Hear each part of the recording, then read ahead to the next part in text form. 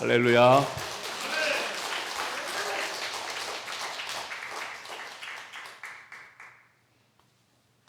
새벽에 예물 올리신 분 안 계신가요?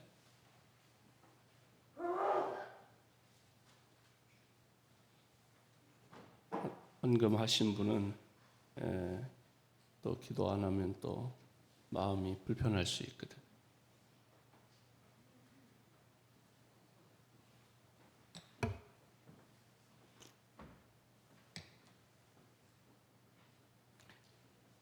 김윤범 성도님, 김미영 권사님 기도하시겠습니다. 하나님 아버지 감사합니다. 이 새벽에도 주님 앞에 나올 때에 믿음과 정성을 담아 또 마음의 소원을 담아 주님 앞에 귀한 예물을 올려드립니다. 주님 기쁘게 받아주시고 우리의 믿음을 받으시고 또 우리의 정성을 받아주시고 우리의 마음의 소원을 이루어 주시옵소서.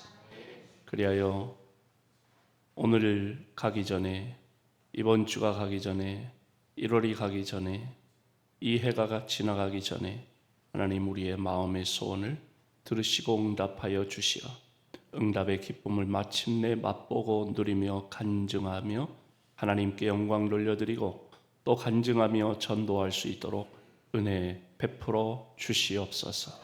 이 시간에도 주님 우리에게 말씀하여 주옵소서. 우리가 듣겠사오니 주님 말씀하여 주시옵소서. 예수님의 이름으로 기도하옵나이다. 아멘. 할렐루야.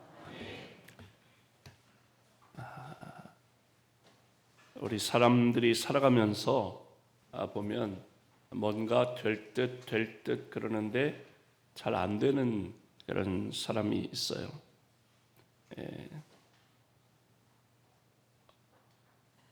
배울 만큼 배웠고 가질 만큼 가졌고 또 수고나 노력도 할 만큼 하는데 뭐 하나 빠지는 거 없이 다 갖춘 것 같은데 될 것 같은데 잘 안 되는 사람이 있어요. 그런가 하면 배운 것도 별로 없고 물려받은 것도 별로 없고 경험도 별로 없고 그렇다고 뭐 아이템이 좋은 것도 아닌데 그런데 잘 되는 사람이 있어.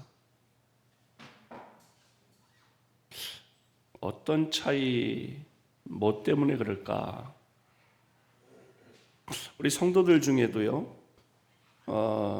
주일 성수도 잘하고 또 뭔가 맡은 것도 잘 감당하는 것 같은데 그런데 신앙생활 나름 열심히 하는 것 같은데 뭔가 잘 안 되는 그런 분들이 있어요. 그럴 때 우리가 좀 점검해 볼 필요가 있습니다. 말씀의 거울에 나를 비춰보고 나의 현주소를 살펴보면 안 되는 이유가 다 있고 잘 되는 사람은 잘 되는 이유가 다 있더라는 거예요. 우리 성도들이 하는 일들이 잘 안 되고 문제가 자꾸 생기고 그 문제는 해결되지 않고 그럴 때는 몇 가지 점검해 볼 필요가 있는데 첫째는 숨겨진 죄, 아직 회개하지 못한 죄가 있을 때는 우리가 아무리 하나님께 기도하고 뭐 주님 시옷을 아무리 길게 빼도 미슈입니다.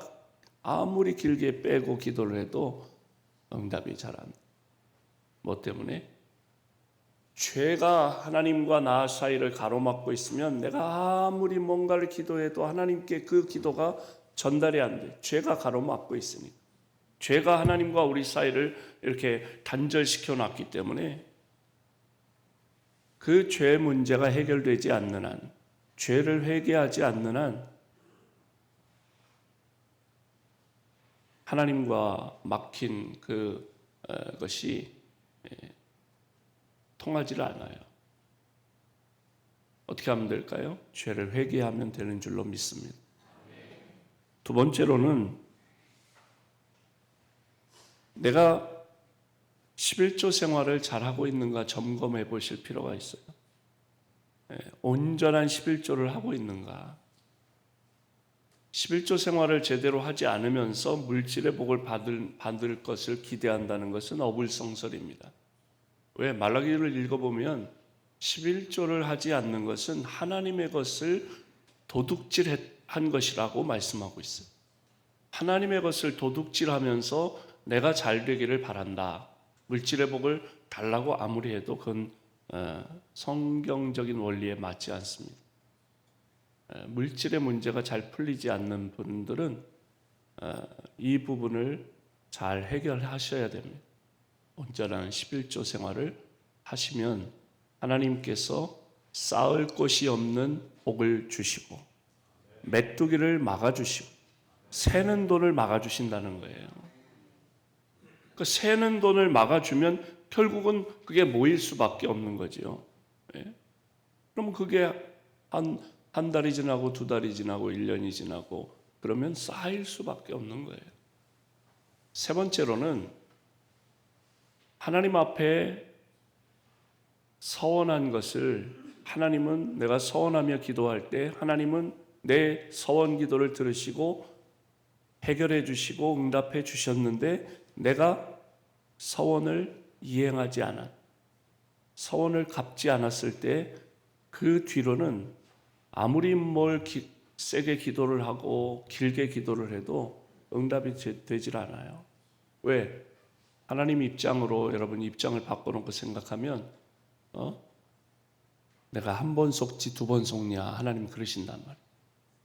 하나님 급한 마음에 하나님 이 문제를 해결해 주시면 제가 이렇게 하겠습니다, 약속을 했어요. 서원을 했어요. 그러면 하나님께서 그 간절한 기도를 들으시고 응답해 주시고 문제를 해결해 주시고 질병을 치료해 주시고 그랬는데 약속을 까맣게 잊어. 화장실 들어갈 때 마음과 나올 때 마음 다르다, 그런 표현처럼 문제가 해결되니까 자기가 급할 때에 하나님께 약속했던 그 약속을 잊는 거예요. 제가 이제 이 말씀을, 이 내용을 집회 갈 때마다 하는데 오늘은 이제 원래 3박 4일 중에 이제 둘째 날 정도 이 말씀을 하는데, 제가 대전에 충일교회 김낭문 목사님 심호하시는 교회 이제 집회를 갔어요. 근데 셋째 날쯤 됐는데 3박 4일 4일 동안 하는데 셋째 날 저녁에 이제 찬양대 찬양하는 사이에 헌금 공원위원이 헌금을 단에 갖다 놓으니까 담임 목사님이 이렇게 이제 헌금을 살펴보시더라고요. 그러더니 성가대 찬양하는데 강사 앉아 있는 그 옆자리에 오시더니 목사님, 강사 목사님, 우리 장로님이 1억 원을 헌금하셨네요. 그러는 거예요. 우리 기름교회는 1억은 뭐 그렇게 많은 돈이 아니고 늘 그런 헌금은 늘 하시기 때문에 별로 놀라시지도 않는데 이 목사님이 놀래가지고 우리 장로님이 1억 원을 헌금을 하셨다고 지금 그러는 거예요. 그래서 그러시냐고. 그리고 이제 축복 기도를 하고, 그리고 이제 그 다음 날 장로님이 이제 점심을 대접하신다고 그래서 식사하면서 물었어요. 장로님 어쩐 일로 그렇게 헌금을 하시게 됐냐고 했더니 강사 목사님 말씀 시간 말씀을 듣고 깨닫게 돼서 본인이 하나님 앞에 교회가 이제 리모델링을 하는 과정에서 본인이 작정했었는데 그거를 하지 않았다고. 깨닫고 말씀 듣고 깨닫고 나서 바로 은행 가서 찾아서 헌금한 거예요. 돈이 없어서 못한 게 아니에요. 목사님하고 좀 불편한 마음이 있다 보니까 안 하셨다는 거예요. 그런데 깨닫고 말씀 듣고 하나님 앞에 서원한 거, 약속한 거 지켜야 문제가 다 해결된다. 말씀을 듣고 아 그렇구나. 큰딸이 관연한 딸인데 얼굴도 예쁘고 뭐 갖출 걸 다 공부도 잘했고 갖출 걸 다 갖췄는데 우리 애가 뭐 하나 빠지는 거 없는데 왜 시집을 못 가나. 그는 못 간다고 생각하는 거는 부모 마음이고 아이들 입장에서는 안 가는 거잖아요.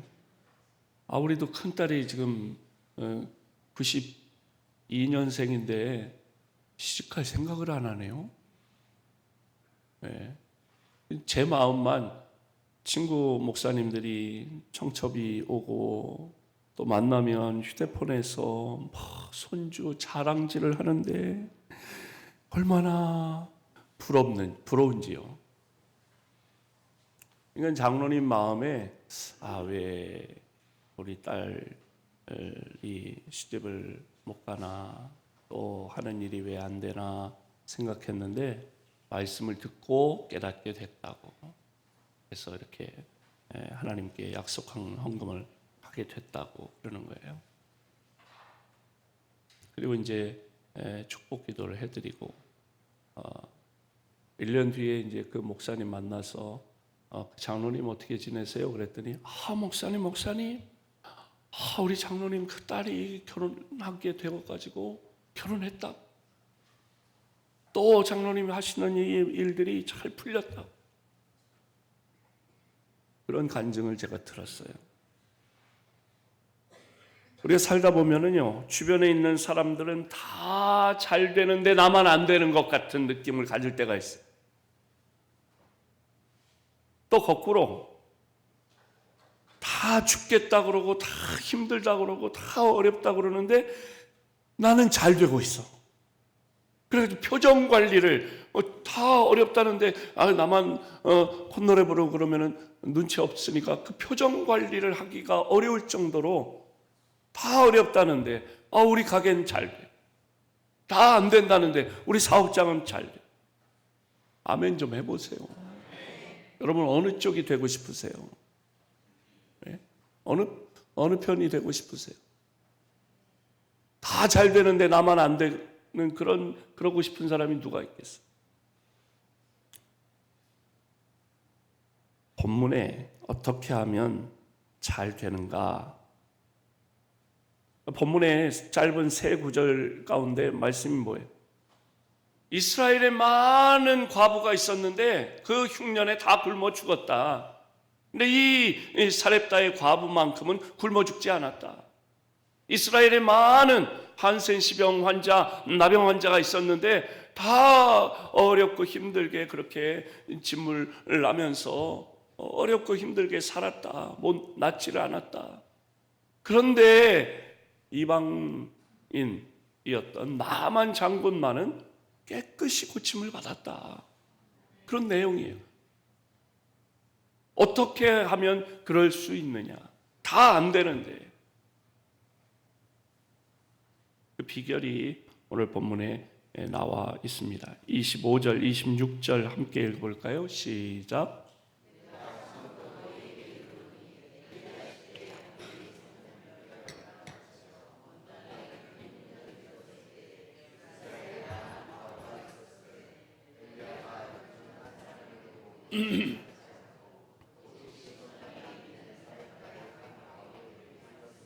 아멘. 그 다음 넘겨주세요. 이게 한 번에 그냥 딱 뛰었네요. 어느 시대라고요? 엘리야 시대에 어디에서요? 시돈 땅에, 이스라엘의 시돈 땅에서 누가 나와요? 사렙다의 한 과부가 있었어요. 어떤 일이 생겼다고요? 굶어 죽지 않았다. 많은 과부가 있었다는 거예요. 엘리야 시대에 특별히 이 시기는 어떤 시기냐? 3년 6개월 동안 극심한 가뭄이 있었다는 거예요. 그러니까 다 경제적으로 막 어렵고 힘들었다는 이야기죠. 그런데 이 사람은 남편이 일찍 죽고 혼자 된다. 그러니까 경제적으로 이 3년 6개월 동안 나라 경제가, 세계 경제가 전체적으로 어려운 가운데 남편 없이 살려니까 굶어 죽기 십상이었다. 이스라엘 많은 과부가 있었는데 굶어 죽은 사람이 태반이라는 거예요. 그런데 이 사렙다의 과부만큼은 굶어 죽지 않았다. 왜요? 결론이 뭡니까? 주의 종 엘리야 선지자의 말씀에 순종했기 때문이라는 거예요. 이 내용은 열왕기상 17장 1절로 24절에 기록되어 있는 내용이지요. 잘 아시는 대로 엘리야 선지자가 이 과부의 집에 갔습니다. 신방을 갔습니다. 그런데 이 엘리야 선지자가 뭐라고 그러냐면 처음에 물을 좀 달라고 그래요. 그래서 물을 마십니다. 그러더니 떡을 달라는 거예요.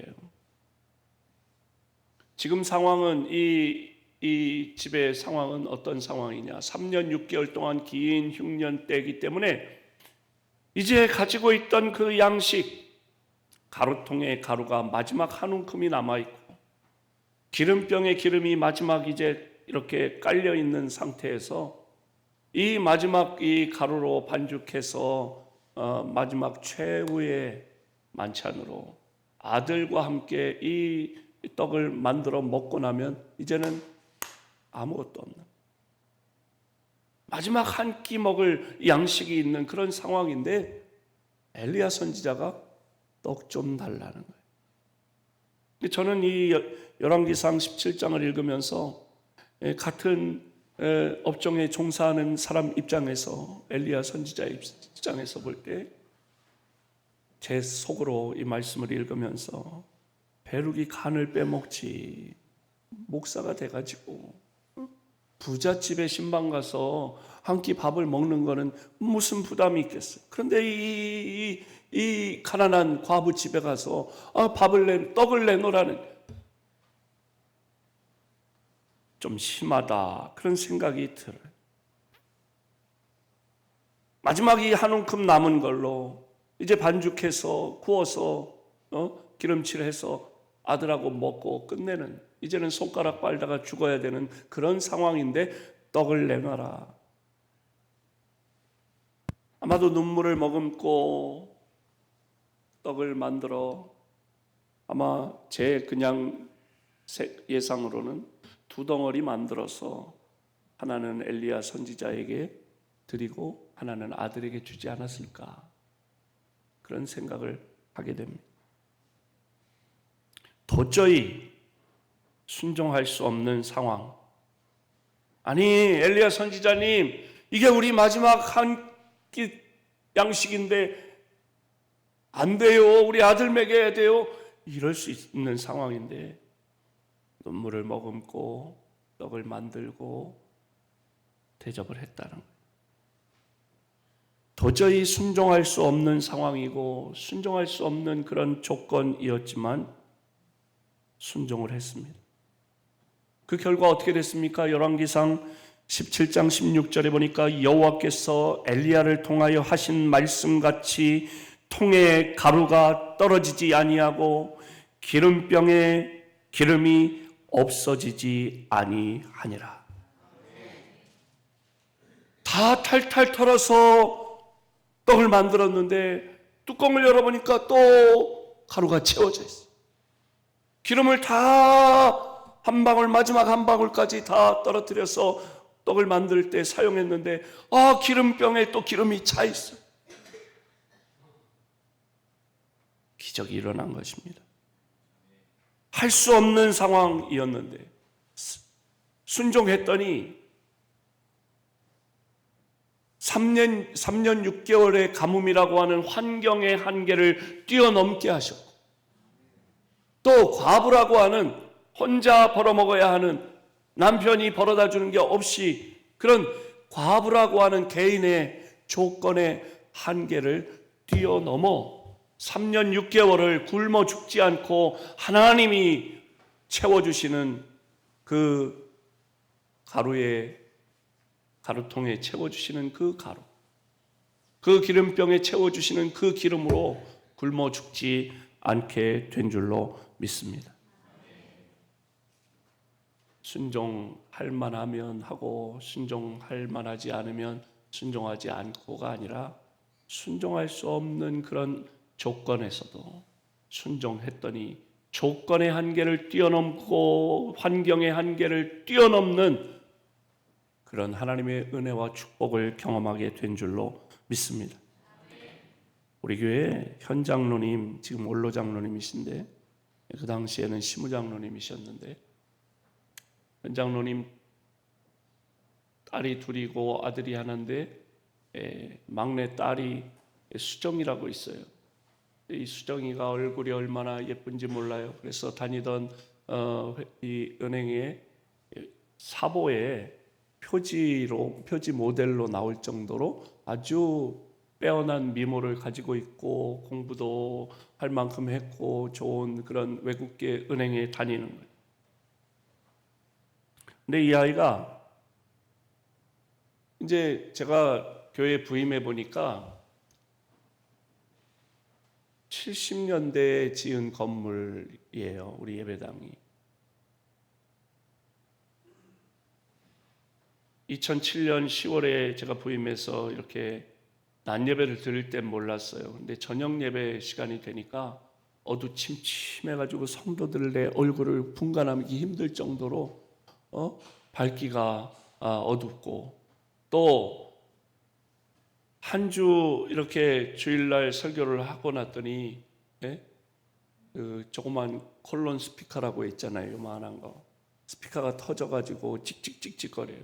그거 이제 그 목사님이 들고 가가지고 고쳐오고, 그거 고쳐놨더니 그 다음 주에는 앰프가 나가요. 또 그거 이렇게 수리에다 놓고 그 다음 주에는 또 마이크가 나가요. 그 얼마나 우리 기름교회 와 보니까 아유 소리가 잘 나네요. 네. 근데 칙칙거리고 막 이렇게 하는데 얼마나 불편한지 몰라요. 근데 우리 성도들은 수십 년 동안 그 익숙해져 가지고 하나도 안 불편해 하시더라고요. 저만 답답하지. 그래서 우리 이 음향 시스템을 좀 교체하십시다. 그리고 이제 제가 저희 식구가 5명이니까 한 사람당 100만 원씩 해서 500만 원을 헌금을 먼저 했어요. 그리고 우리 성도님들 함께 헌금해서 이 시스템을 좀, 음향 시스템을 좀 잘 하십시다 그랬어. 그랬더니 우리 수정이가 헌금 봉투에 자기 이름을 쓰고, 엄마 오영숙 권사님이 그 옆에서 보니까 그렇더래요.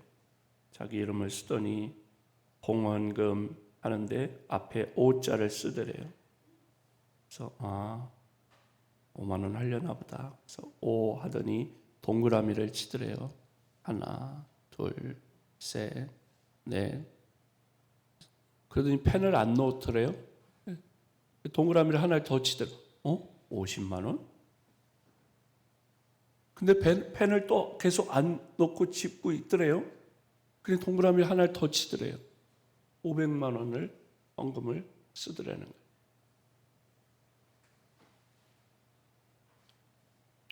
결혼하지 않은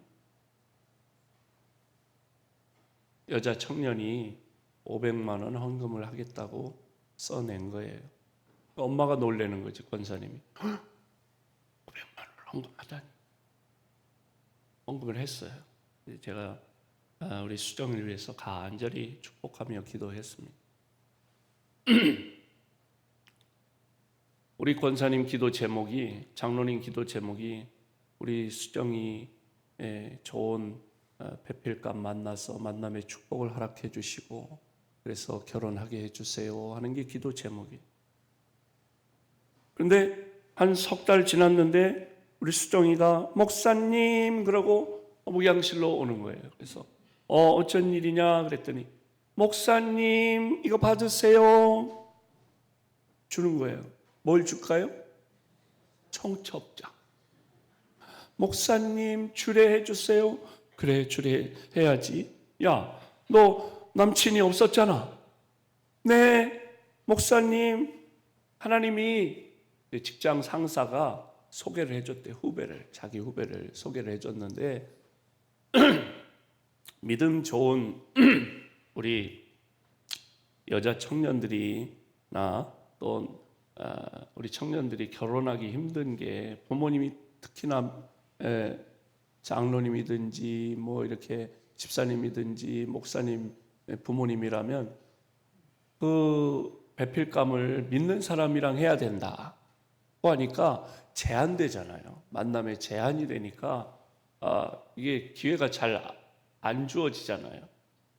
그래서 남친이 없었는데 직장 선배가 자기가 크리스찬인 거 알고 아빠가 장로님이고 엄마가 권사님인 거 아는 직장 선배가 아는 후배를 소개해 줬는데 만나보니까 좋은 거예요. 네? 부모님도 다 교회 다니고 남자아이도 교회를 다니고 그런 거예요. 성품도 좋고 생긴 것도 잘생겼고 그러니까 결혼하게 됐다는 거예요. 그래서 목사님 추례해달라고 그러자. 그러면서 이제 둘이 또 인사하러 왔더라고요. 그러면서 목사님 저는 110배의 축복을 받았어요. 그러더라고요. 무슨 소리냐? 내가 성경에 30배, 60배, 100배의 축복은 들어봤어도 110배의 축복은 내가 처음 들어보는데 그게 무슨 얘기냐? 그랬더니 목사님 제가 500만 원 헌금을 했잖아요. 그렇지. 그런데요, 제가 다니던 외국계 은행이 우리나라에서 철수하게 됐다는 거예요. 그래가지고 퇴직금 외에 특별 뭐라고 해야 돼요? 위로금이라고 해야 될까? 5천만 원이 나왔다는 거예요. 생각지 않은 돈이 퇴직금 외에 5천만 원이 나왔다. 그래, 그러면은 500만 원에 5천만 원이면 10배구나. 그러면은 100배는 뭐냐? 그랬더니 목사님, 오빠가요 아파트를 사놨대요. 오빠께 제 거지 뭐예요? 결혼하면 오빠께 제 거라는 거라. 신랑짜리가 아파트를 사놨는데 근데 그게 그 당시에 시가 5억이었다는 거예요. 그러니까 500만 원 헌금했더니 하나님께서 5억 5천만 원에 110배의 축복을 허락해 주셨다는 거예요. 하나님께서 그렇게 이 아이의 믿음으로 볼 때는 그게 하나님이 주신 축복이라는 거예요. 그리고 결혼을 이제 한다고 하니까 그래. 근데 권사님이 조용히 저를 또 찾아오셨어요. 목사님, 왜요? 우리 수정이를 위해서 기도 많이 해주세요. 왜요? 결혼을 앞두고 있는데 우리 수정이가 산부인과 계통에 문제가 있어서 아이를 가질 수 있을지 없을지 하는 그런 염려가 된다는 거예요. 그러냐고 알았다고 기도했습니다. 그리고 주례를 했습니다. 그런데 허니문 베이비라고 들어보셨나 모르겠어요. 그 집안에 그 남자의 형님이 있는데 형도 아이가 없어. 형이 결혼했는데 아이가 없어. 둘째 며느리로 들어갔는데 허니문 베이비가 생긴 거예요. 시댁 부모님이 얼마나 좋아해. 친정 부모님, 우리 현 장로님, 오 권사님은 마음을 졸이며 기도했어요. 우리 수정이가 산부인과 계통에 자궁에 문제가 있어서 아이 갖기가 어려운데 하나님 아이를 갖게 해주세요. 얼마나 간절히 기도했겠어요. 결혼한 지 1년, 2년, 5년, 10년 지난 것도 아니고 그냥 결혼하자마자 신혼여행 가서 하나님께서 즉시 만들어 주신 줄로 믿습니다. 그러니까 그 집안의 기쁨이 되고 귀염을 독차지하고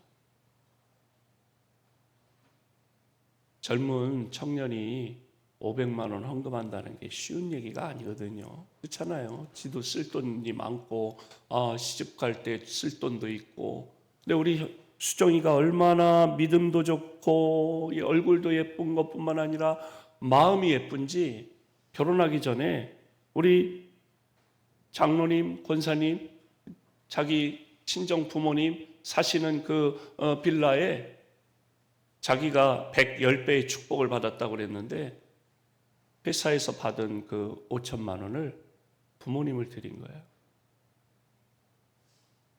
아멘 좀 하세요. 그래, 여러분 자녀니 여러분 자녀가 여러분한테 5천만 원 준다니까. 왜? 부모님 사시는 빌라가 오래돼가지고 지는 새 집에 들어가서 사는데 엄마 아빠는 큰 집에 사는 게 자기 마음에 불편해가지고 리모델링 하시라고. 얼마나 이뻐요. 복 받을 짓을 하니까 복을 주신다니까요. 네? 우리 수정이가 그렇게 하나님 앞에 목사님이 말씀하실 때 목사님이 우리 교회에 이런 시설을 바꿨으면 좋겠는데 하면서 목사님이 앞장서서 헌금하시니까 자기도 감동이 돼서 그렇게 순종했더니 하나님이 그런 복을 주셨다는 겁니다. 27절 우리 함께 읽어볼까요? 시작.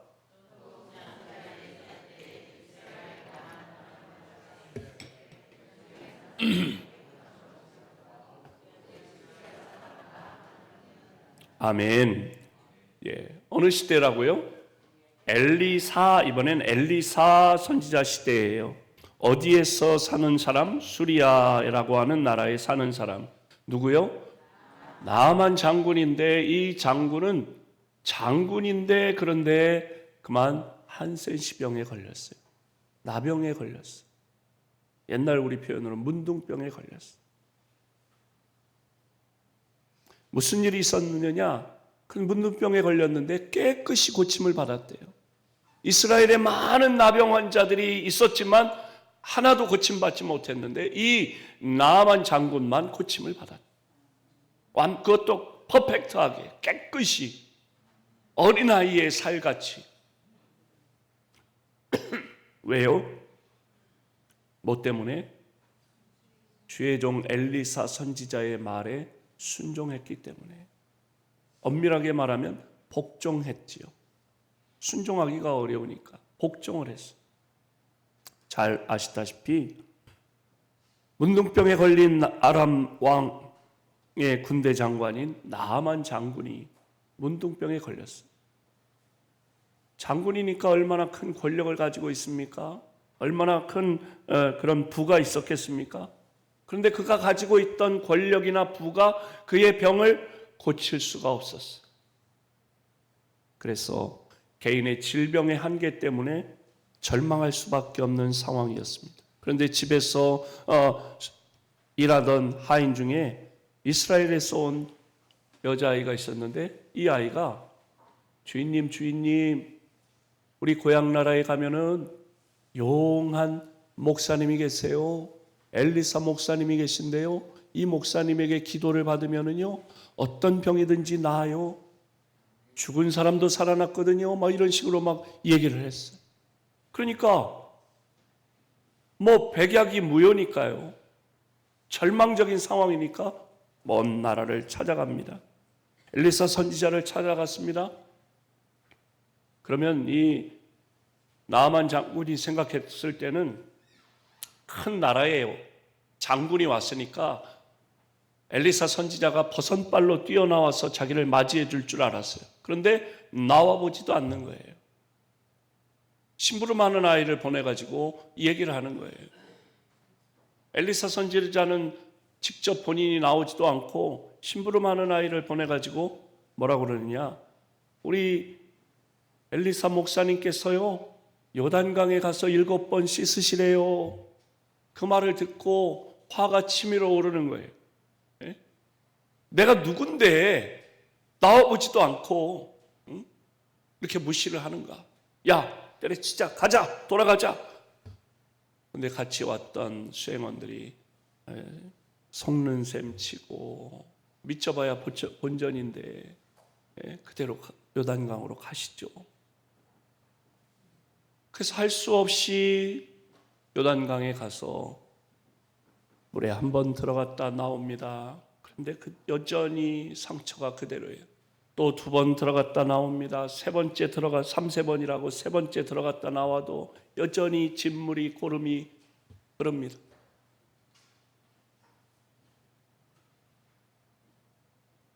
막 열받기도 하고 화가 나기도 하고 돌아가고 싶고, 그런데도 주변에서 만류하면서 7번째 요단강에 들어갔다 나왔더니 어린아이 살과 같이 깨끗이 완벽하게 하나님께서 치료해 주신 줄로 믿습니다.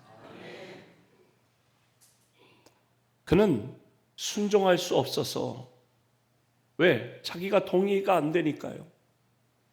억지로 복종이라도 했더니 그와 같이 고침을 받았다. 여러분, 내가 누군데, 장군인데 하는 그 자존심을 내려놓아야 순종할 수가 있습니다. 자존심을 한번 따라해 보세요. 자존심을 내려놓자.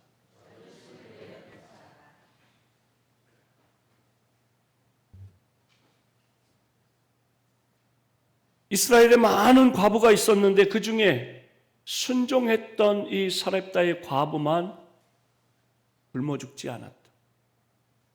과부라고 하는 조건의 한계와 3년 6개월의 가뭄이라고 하는 그 환경의 한계를 뛰어넘어 문제가 해결되고 열리고 풀리는 형통의 복이 임한 줄로 믿습니다.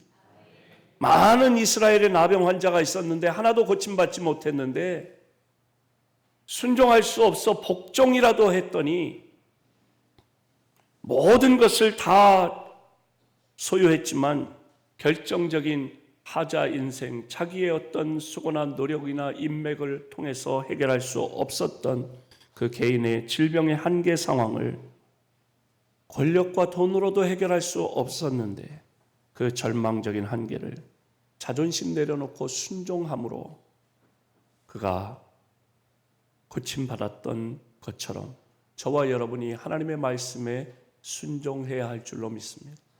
하나님의 뜻에 순종해야 할 줄로 믿습니다. 여러분, 순종하면 가장 먼저 떠오르는 성경 구절이 어떤 거죠? 사무엘상 15장 22절입니다. 다 같이 읽어볼까요? 시작.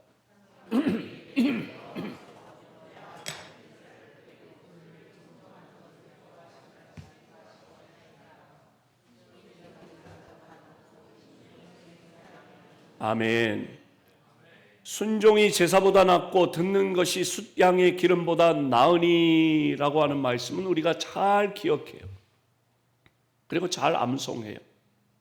그런데 그 다음 23절은 우리가 잘 기억하지 못하는데 23절이 굉장히 중요해요. 23절 같이 읽어봅니다. 시작.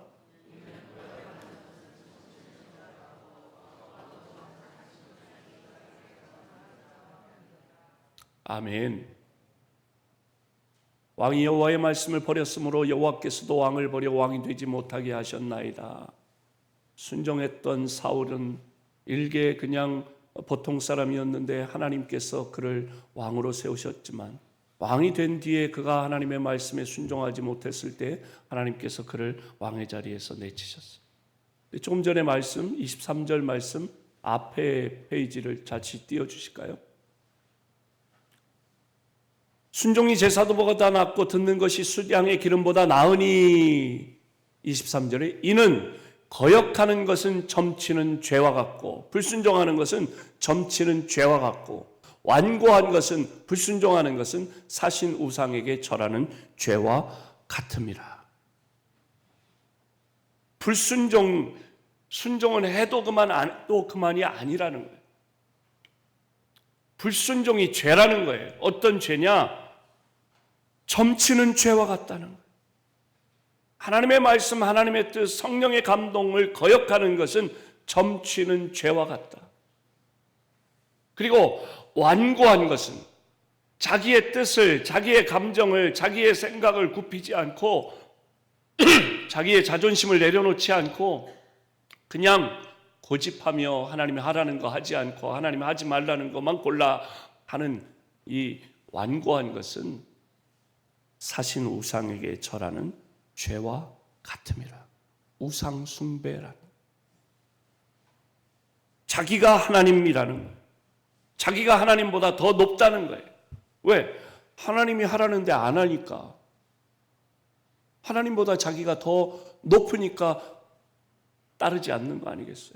거역하는 거 아니겠어요? 완고하게 자기 뜻을 굽히지 않고 고집하는 것 아니겠어요? 그래서 자기가 우상이 되는 거예요.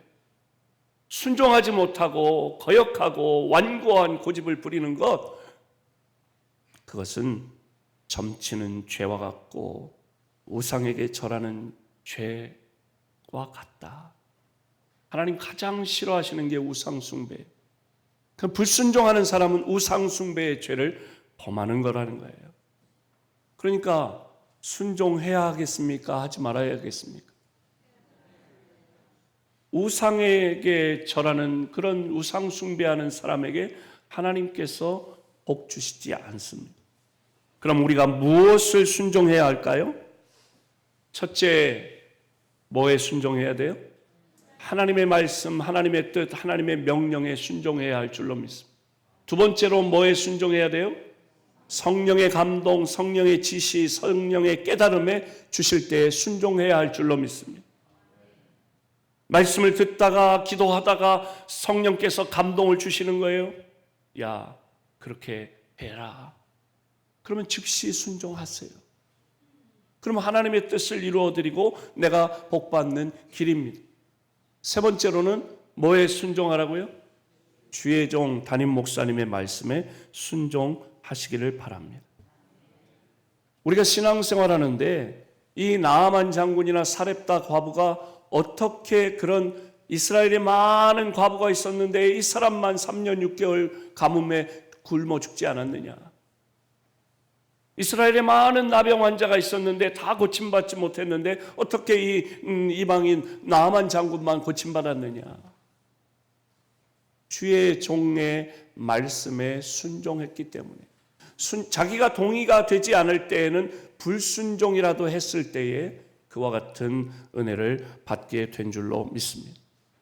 사렙다의 과부에게, 나아만 장군에게 하나님께서 직접 나아만아 너는 요단강에 가서 7번 씻거라. 하늘에서 하나님이 직접 말씀하지 않았어요. 사렙다의 과부에게 너의 남아있는 그 가루로 나에게 떡을 만들어 달라. 그러면 너의 가루통에 가루가 떨어지지 않고 기름병에 기름이 마르지 아니할 것이니라. 하나님께서 직접 말씀하지 않고 주의 종 엘리야 선지자를 통해, 주의 종 엘리사 선지자를 통해 말씀. 나아만의 경우에는 그것도 아니에요. 엘리사 선지자가 직접 얘기한 것도 아니라 심부름하는 종을 통해서 전달했지만 거기에 순종했다. 그랬더니 그와 같은 은혜를 받았다. 그러니까 주의 종과의 관계가 신앙생활하는 데 있어서는 매우 중요합니다. 학교 다닐 때 생각을 해보세요. 국어 선생님이 최 선생님이에요. 근데 내가 이 최 선생님이 너무 좋은 거야. 예? 장로님, 최 장로님, 예. 학교 선생님 하실 때 인기 많으셨죠? 네, 그렇대요.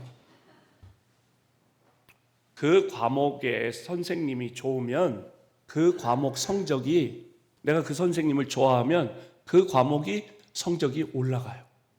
그렇잖아요. 근데 그 선생님이 싫어. 그럼 그 과목 성적이 떨어지게 돼 있어요. 희한하죠? 신앙생활도 마찬가지예요. 주의 종과의 관계를 우리가 잘 가질 필요가 있다. 왜? 히브리서 13장 17절 함께 읽어봅니다. 시작.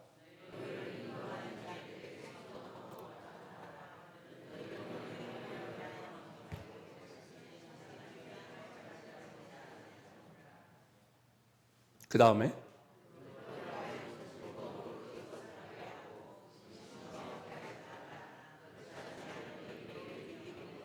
아멘. 너희를 인도하는 자들에게 순종하고 복종하라. 그 말씀 앞에 부분 띄워보세요. 우리를 인도하는 하나님께로 천국으로 우리를 인도하시는 담임 목사님에게 순종하고 복종하라. 그냥 순종하라만 말씀하지 않고 여기서는 순종하고 복종하라. 순종한다는 것은 목사님이 뭘 합자 그럴 때 나도 거기에 동의가 될 때는 순종하는. 근데 목사님이 하자고 그러는데 글쎄 그러면 이런 게 어렵고 저런 게 어려울 텐데 동의가 되지 않을 때는 복종이라도 하라는 거예요. 왜? 목사님에게 왜 순종 아니면 복종해야 되느냐? 그들은 우리를 인도하시는 주의 종들은 너희 영혼을 위하여 경성하기를 깨어 기도하기를 자신이 청산할 자인 것 같이 하느니라. 담임 목사님은 우리 성도들을 위해서 깨어 기도하신단 말이에요. 여러분들이 여기 여러분의 자녀 손들을 위해 기도 제목을 쓰시면 이제 담임 목사님이 이 기도 제목을 이제 가지고 계속 기도하실 거예요. 목회를 하다 보면 목사님 기도해 주세요.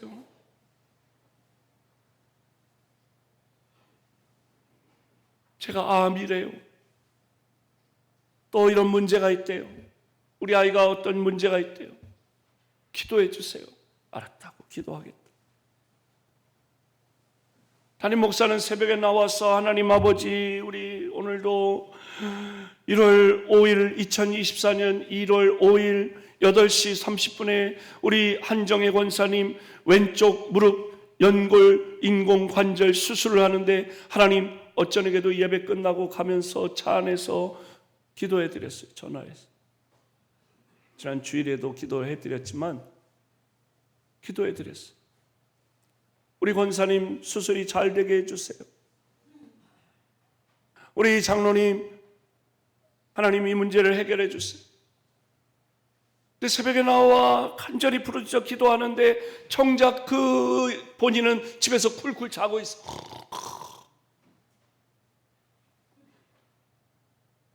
기도해야 할 당사자는 집에서 쿨쿨 자는데 담임 목사님은 새벽에 깨서 나와서 기도하는 거예요. 자기가 지금 암병에 걸린 사람인 것처럼 자기가 그 문제의 당사자인 것처럼 청산할 자인 것처럼 생각하며 눈물로 기도한다. 나를 위해서 나의 문제를 해결해 달라고. 나는 기도 부탁만 하고 쿨쿨 자는데 목사님은 나를 대신해서 깨어 기도하시는 분이기 때문에 그러므로 그들로 하여금 즐거움으로 이것을 하게 하라. 근심하며 하게 하지 말라. 기쁨과 즐거움으로 장로님을 위해 권사님을 위해 집사님을 위해 우리 성도들을 위해 기도하시는 일을 기쁨으로 하실 수 있도록 하라는 거예요. 그게 왜 그래야 되느냐? 그렇게 순종하고 복종해야 우리에게 나에게 유익이 있다는 거예요. 나에게 목사님에게 순종하고 복종할 때 목사님에게 유익한 게 아니라 나에게 유익이 있다는 거예요. 따라해 보세요. 담임 목사님은 링거와 같다. 링거가 뭐예요? 아플 때 여기다 병 달고 요즘엔 튜브로 돼 있더라. 달고 여기다가 꽂아 놓잖아요. 네? 옛날 표현으로 하면 우리 어른들은 링게로 이랬잖아요. 네? 포도당 뭐 이거 넣잖아요. 링거를 꽂을 때 그 링거병을 위치를 어떻게 하죠?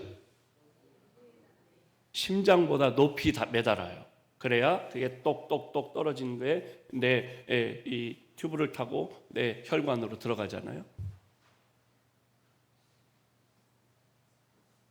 링거를 내 심장하고 같은 위치에 놓으면 어떻게 될까요?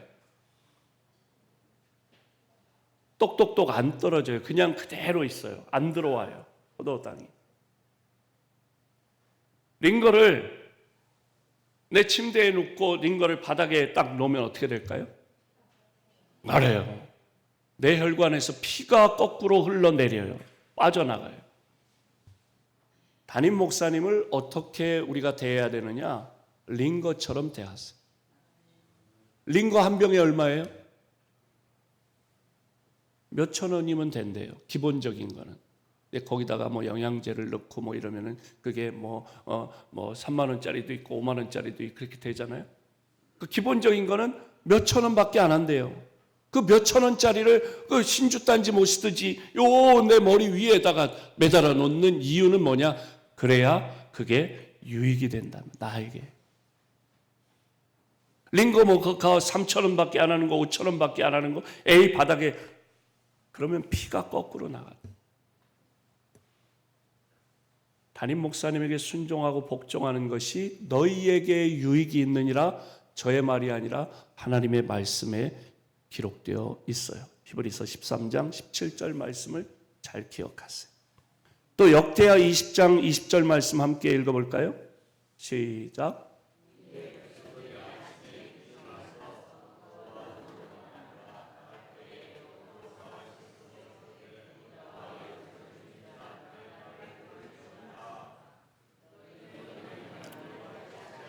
그리하면 견고히 서리라. 그의 선지자들을 신뢰하라. 그리하면 형통하리라 하고 아멘. 그대로 그 말씀 띄어넣어 주세요. 너희 하나님, 너희는 너희 하나님 여호와를 신뢰하라. 그리하면 견고히 서리라. 하나님을 신뢰하세요. 그러면 여러분의 삶의 기반이 가정이 일터와 사업장이 견고하게 하나님께서 든든하게 세워주실 줄로 믿습니다. 그의 선지자들 하나님의 종들을 신뢰하라. 그리하면 형통하리라.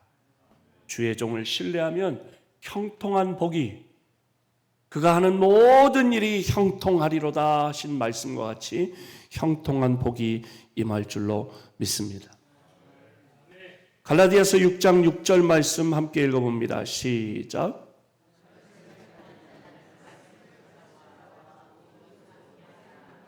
아멘. 가르침을 받는 자들은 말씀을 가르치는 주의 종과 모든 좋은 것을 함께 하라고 말씀합니다. 순종하고 복종할 뿐만 아니라 신뢰하면 형통하고 유익이 있는 줄로 믿습니다. 우리가 주의 종을 신뢰하고 순종하고 복종하는 그 마음을 가지고 있으면 모든 좋은 것을 함께하게 되어 있습니다. 여러분은 담임 목사님과 어떤 좋은 것을 함께 해 보셨습니까? 담임 목사님에게 좋은 것을 언제 해 드린 적이 있습니까? 아니, 언제 하실 계획이십니까? 제가요, 오늘 어제 저녁부터 입은 이 옷이 어떻습니까? 네? 좋아 보여요? 기름교회 부흥회를 위해서 제가 처음으로 입었어요.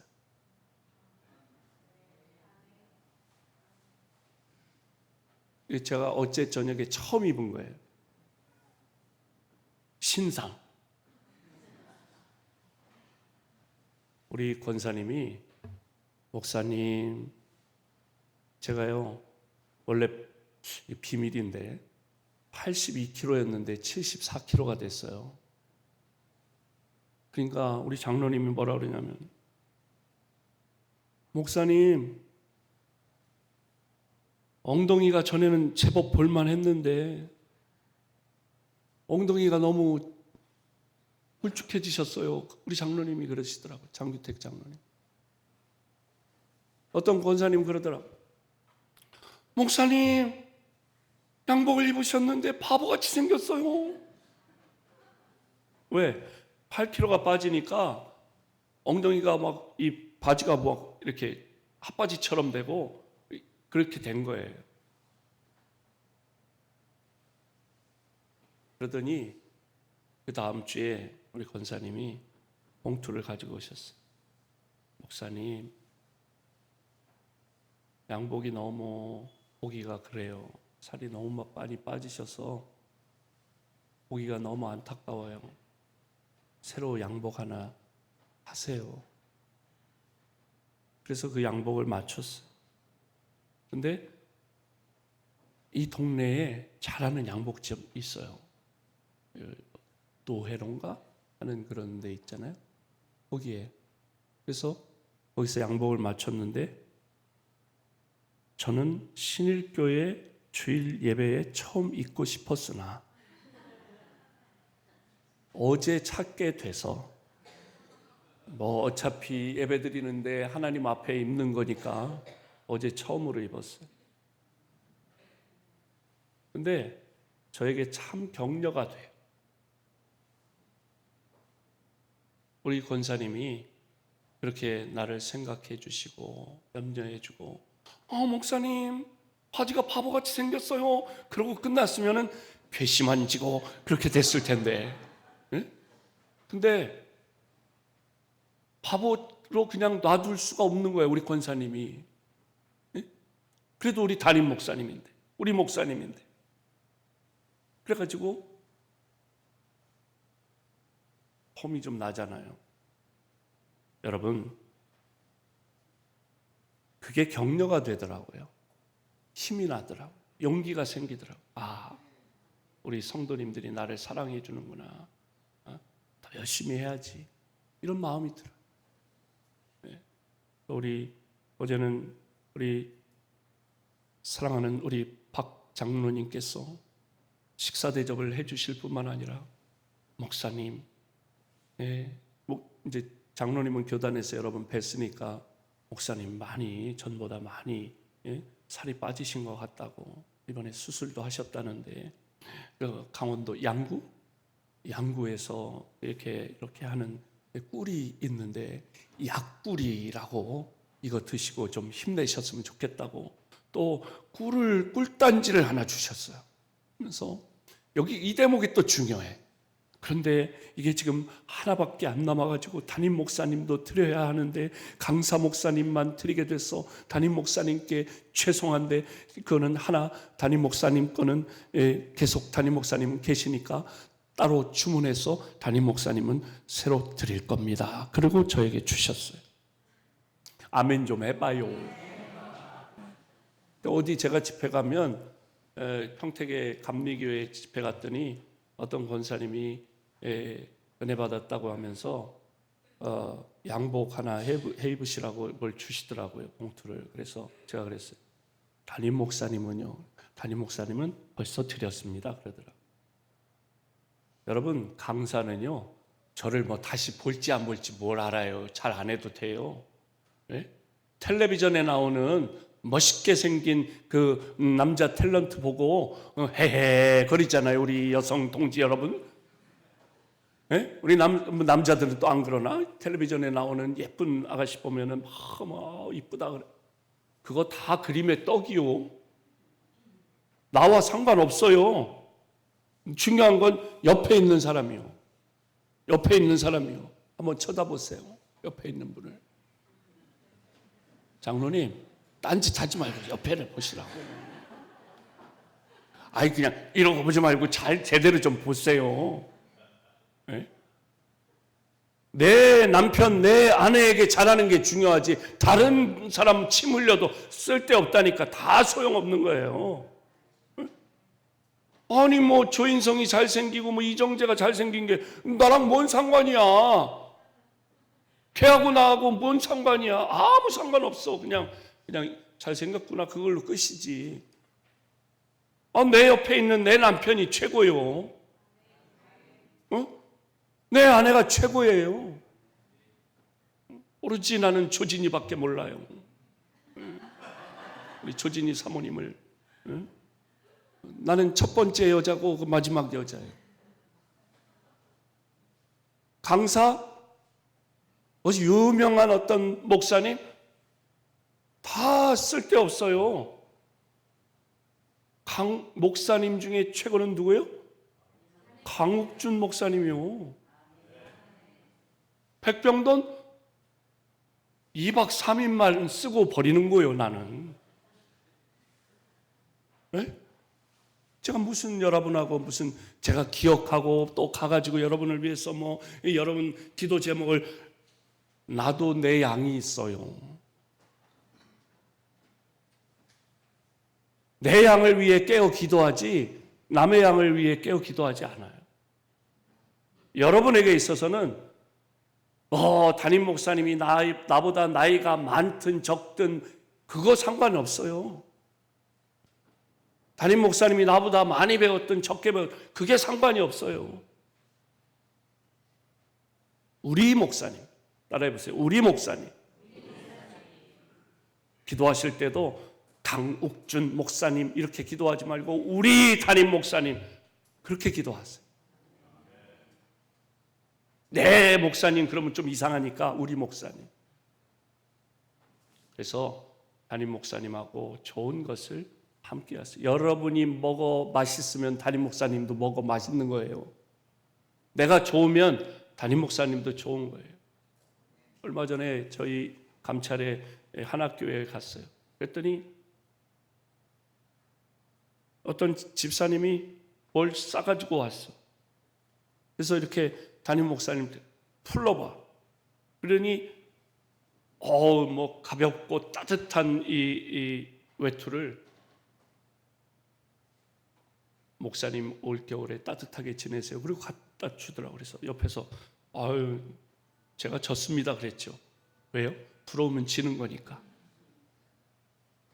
그런 주의 종과 좋은 관계를 맺으시기를 바랍니다. 그게 여러분에게 유익이 되기 때문에 성경 말씀이에요. 그게 형통한 담임 목사님을 신뢰하면 여러분의 가정, 일터, 사업의 일이 형통하게 될 줄로 믿습니다. 주의 종이 말씀을 선포하는 축복의 통로고 기도해 주시는 나를 위해 깨어 기도하시는 분이기 때문에 그렇습니다. 깨어 나를 위해 기도해 주시는 담임 목사님을 위해 여러분 기도하세요. 그리고 순종하세요. 어떻게 순종해야 되느냐? 하나님의 말씀, 하나님의 뜻에 성령의 감동에 담임 목사님의 말씀에 순종하는데 어떻게 순종하느냐? 첫째, 즉시 순종하세요. 둘째, 끝까지 순종하세요. 셋째, 그렇게 하면 손해가 될 것 같아도 순종하세요. 네 번째, 이해가 안 돼도 순종 아니면 복종하세요. 99%의 순종, 존 비비어라고 하는 사람이 쓴 순종이라고 하는 책이 있어요. 한번 사서 구입해서 읽어보세요. 거기에 이런 내용들이 많이 있는데요. 그 책이 이 정도 두께인데 제가 이 정도 두께의 그 순종이라는 책에서 한 문장은 잊지 못하겠어요. 그 문장이 뭐냐? 99%의 순종은 불순종이다.